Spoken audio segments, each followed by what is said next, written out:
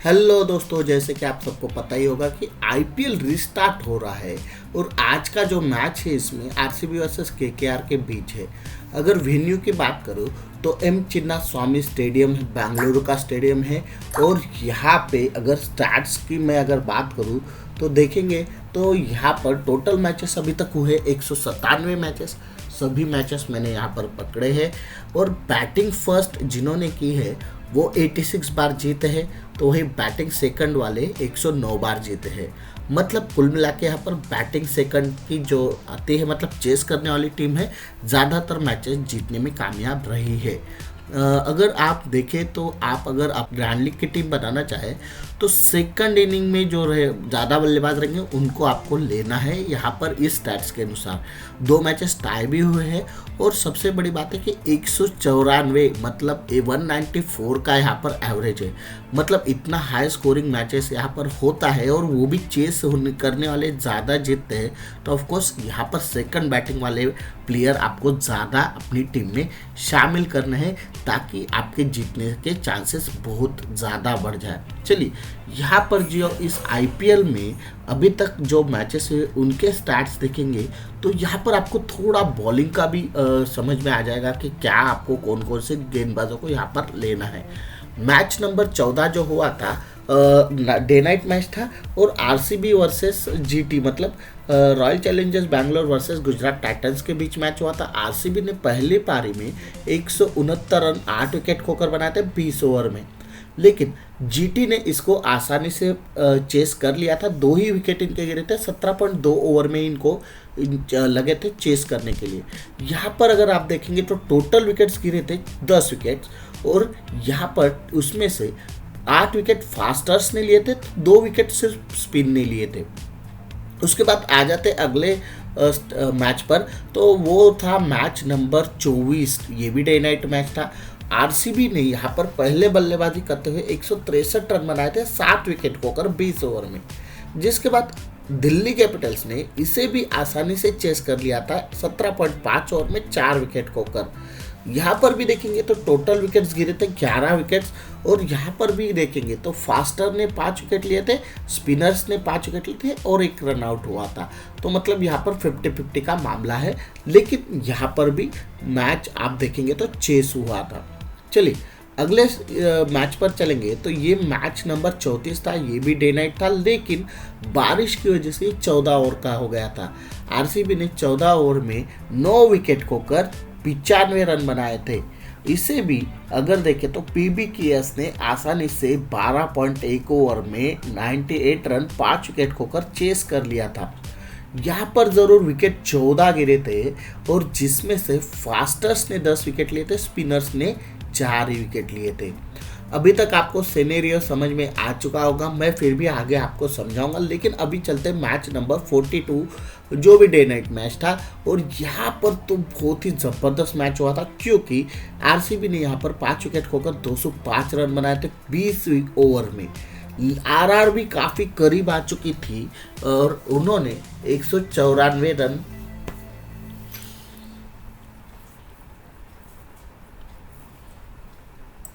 Of course अगर आप देखेंगे तो आरआर मतलब राजस्थान रॉयल्स भी काफ़ी करीब आ चुकी थी। यहाँ पर उन्होंने भी यहाँ पर देखेंगे तो 194 रन बनाए थे 9 विकेट खोकर 20 ओवर में। हालांकि वो मैच हारे थे, लेकिन अगर देखें तो यहाँ पर भी टोटल विकेट्स गिरे थे 14, जिसमें से फास्टर्स ने फिर से 9 विकेट्स लिए थे, स्पिनर्स ने 3 विकेट लिए थे, रनआउट यहाँ पर 2 हुए थे। तो अभी तक तो यहाँ पर चेस करने वाली टीमें तीनों बार जीती थी, लेकिन फर्स्ट टाइम ऐसा हुआ था कि राजस्थान रॉयल्स हारी थी। लेकिन इसमें भी मैं कहूँगा कि कुछ हद तक राजस्थान रॉयल्स खुद की ही गलती से काफ़ी मैचेस हारा है और उसमें से ये भी एक हो सकता है। चलिए चलते हैं, आखिरी जो मैच यहाँ पर हुआ था वो था मैच नंबर 52 और ये भी था डे नाइट मैच और ये भी हाई स्कोरिंग मैच हुआ था। यहाँ पर देखेंगे तो आरसीबी ने 213 रन बनाए थे 5 विकेट खोकर 20 ओवर में।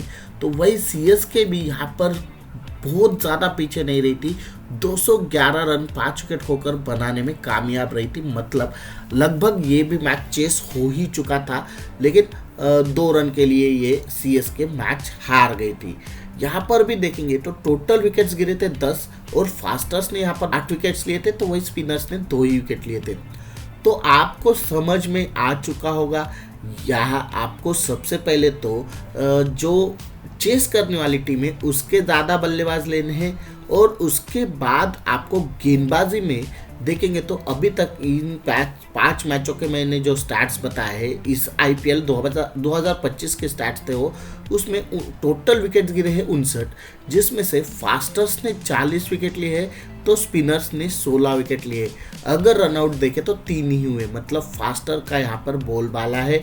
मतलब अगर आप चेस करने वाली टीम के बल्लेबाजों के साथ साथ आपको गेंदबाज भी यहाँ पर लेने हैं, लेकिन फास्टर्स ज़्यादा लेने हैं, स्पिनर थोड़े कम लेने हैं। हाँ, अब अगर यहाँ पर बारिश की वजह से अगर कुछ होता है, मैच मतलब कम ओवर का होता है, स्पिनर्स यहाँ पर चलने के चांसेस हो सकते हैं, लेकिन बहुत ही कम चांसेस है। तो इसीलिए अगर आप इस तरह से टीम बनाएंगे तो आपका काफ़ी ज़्यादा फायदा होगा। मतलब आपको ज़्यादा बल्लेबाज लेने हैं, साथ ही साथ बल्लेबाजों में ज़्यादा बल्लेबाज चेस करने वाली टीम के लेने हैं, और गेंदबाजी भी लेने हैं तो आपको फास्टर्स लेने हैं।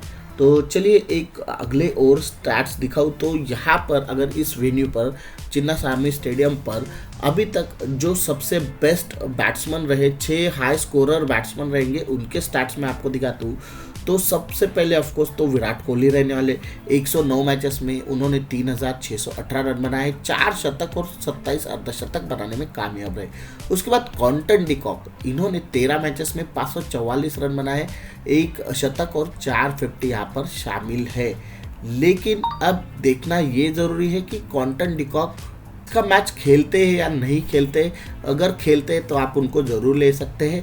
अजिंक्य रहाणे काफ़ी अच्छे फॉर्म में है, 13 मैचेस में यहाँ पर वो 528 रन बना चुके हैं, और यहाँ पर उनका भी 1 शतक शामिल है, 2 अर्धशतक शामिल है। उसके बाद मनीष पांडे जो टीम में लिया जा रहा है, हालांकि उनका स्ट्राइक रेट अच्छा नहीं रह रहा, लेकिन 19 मैचेस में 486 रन ये भी बना चुके हैं, और 3 अर्धशतक यहाँ पर उनके शामिल है। अगर देखें तो यहाँ पर रजत पाटीदार के खेलने के चांसेस काफ़ी कम हैं, क्योंकि वो इंजरी से परेशान हैं। लेकिन अगर खेलते हैं तो उन्होंने भी यहाँ पर 14 मैचेस में 373 रन बनाए हैं, और 3 अर्धशतक शामिल है, तो आप इनको भी टीम में ज़रूर ले सकते हैं।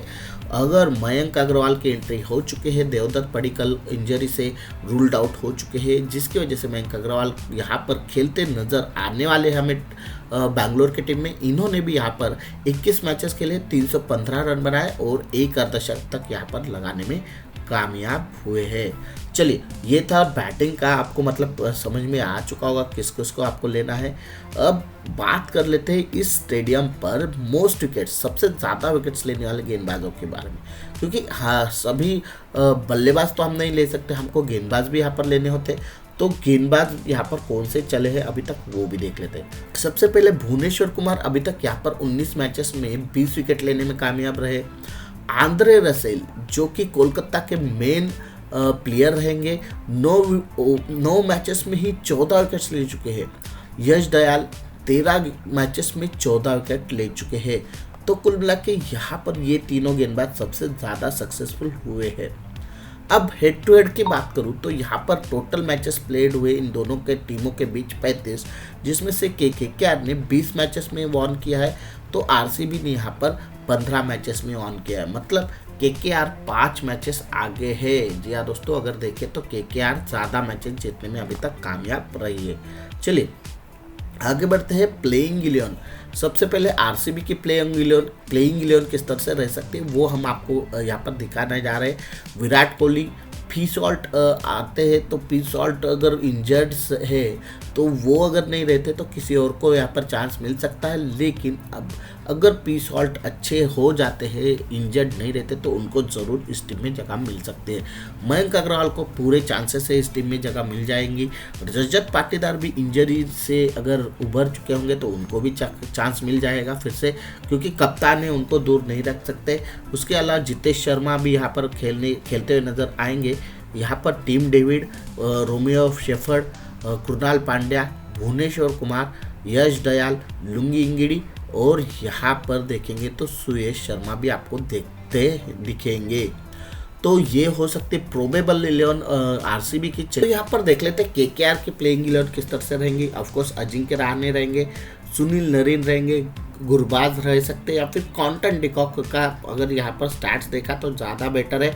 तो मुझे लगता है गुरबाज का भी परफॉर्मेंस इतना कुछ खास नहीं रहा, तो आज क्विंटन डिकॉक को आप देख सकते हैं। सूर्य रघुवंशी रहेंगे, मनीष पांडे रह सकते हैं, लेकिन मुझे लगता है वेंकटेश अय्यर फिर से वापस आ सकते हैं। मनीष पांडे ने हाँ रन्स बनाए हैं, लेकिन स्ट्राइक रेट की वजह से वो पिछला मैच हारे हैं, उनका स्ट्राइक रेट इतना कुछ खास नहीं रहा था, तो मुझे लगता है उनकी वजह से वो मैच हारे थे। आंद्रे रसेल यहाँ पर फिर से देखेंगे तो रिंकू सिंह, रमनदीप सिंह, यहाँ पर हर्षित राणा, वैभव अरोरा, एंड्रिक नोज्जे के खेलने के चांसेस है, और यहाँ पर फिर से वरुण चक्रवर्ती। तो इस तरह से रह सकते कोलकाता के प्रोबेबल प्लेइंग 11। अब मैं इसमें से आपको टॉप पिक्स बताऊंगा। सबसे पहले आरसीबी के टॉप पिक्स की बात करूँ तो ऑफकोर्स विराट कोहली मेरे ख्याल से रहेंगे टॉप पिक्स, जो हमको आपको लेने हैं अपनी टीम में। फी सॉल्ट और पाटीदार अगर खेलते तो दोनों फिर से मेरे टॉप पिक्स में रहेंगे, और यहाँ पर जितेश शर्मा भी मैं टॉप पिक्स में रखूंगा। और इसके अलावा गेंदबाजी में यश दयाल और भुवनेश्वर कुमार को भी आप देख सकते हैं एज अ टॉप पिक्स में। इसके अलावा अगर मैं केकेआर की बात करूं तो यहाँ पर आंद्रे रसेल रहेंगे, रहाणे, सुनील नरीन, रघुवंशी और वरुण चक्रवर्ती मेरे ख्याल से टॉप पिक्स में रह सकते हैं। चलिए आपको मैं 2 टीम्स ऐसी दिखा देता हूँ जिससे आप ग्रैंड लीग के लिए यूज कर सकते हैं, लेकिन जो मेन टीम्स रहेंगी दोस्तों मैं आपको टेलीग्राम पे दूंगा जब यहाँ पर लाइनअप्स आउट हो जाएंगी उसके बाद। तो फिलहाल ये 2 टीमें हैं। यहाँ पर सबसे पहली टीम में जितेश शर्मा ऑफकोर्स है, उसके बाद विराट कोहली, अजिंक्य रहाणे, पाटीदार, रघुवंशी। इसके अलावा ऑलराउंडर्स में Sunil Narine, Andre Russell, Krunal Pandya, गेंदबाजी में वरुण चक्रवर्ती, यश दयाल और वैभव अरोरा। तो इस तरह से यहाँ पर ये मेरी ड्रीम 11 की ग्रैंड लीग की टीम रहेगी। यहाँ पर कप्तान बनाऊंगा मैं। ऑफकोर्स ज़्यादा लोग आंद्रे रसेल पर नहीं, ज़्यादा लोग सुनील नरीन पर दाव लगा रहे हैं, तो मैं जाऊँगा आंद्रे रसेल के साथ। और ऑफकोर्स विराट कोहली तो मेरे वाइस कैप्टन रहेंगे ही। अगर आप चाहे तो आंद्रे रसेल और सुनील नरीन इस तरह से भी दाव लगा सकते हैं।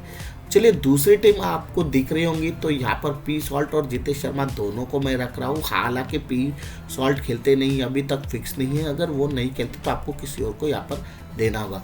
विराट कोहली, अजिंक्य रहाणे, रघुवंशी, इस तरह से 3 बल्लेबाज रहेंगे। ऑलराउंडर्स में यहाँ पर देखेंगे तो Sunil Narine, Andre Russell, Krunal Pandya और रेमो आर शेफर्ड को इस टीम में ले लूँगा। इसके अलावा गेंदबाजी देखेंगे तो 2 ही गेंदबाज इस टीम में मैं ले पाऊंगा, क्योंकि मैं ऑलरेडी एक कीपर और एक ऑलराउंडर एक्स्ट्रा कर चुका हूँ। यहाँ पर लुंगी इंगड़ी और वरुण चक्रवर्ती के साथ जाऊंगा। अगर आप वरुण चक्रवर्ती की जगह पे भुवनेश्वर कुमार को भी ट्राई करेंगे तो भी बेस्ट रहेगा, क्योंकि भुवनेश्वर कुमार मैंने जैसे कि स्टैट्स में बताया फास्टर ज़्यादा यहाँ पर वर्क कर रहे हैं, और ऑलरेडी आपके पास देखे तो स्पिनर्स आपके पास सुनील नरीन और कृणाल पांड्या दोनों रहने वाले। तो अगर आप वरुण चक्रवर्ती की जगह पे यहाँ पर भुवनेश्वर को ट्राई करेंगे तो ज़्यादा बेटर रहेगा। तो आई होप आप सब ने वीडियो एंजॉय किया होगा, आपको पसंद भी आया होगा। थोड़ा भी पसंद आया तो वीडियो को लाइक शेयर कमेंट ज़रूर कर दीजिए। चैनल पर नए तो चैनल को सब्सक्राइब करके बेल आइकन को प्रेस करना बिल्कुल भी ना भूलिए। अभी के लिए इतना ही, मिलते हैं अगले वीडियो में, तब तक के लिए थैंक यू और गुड बाय।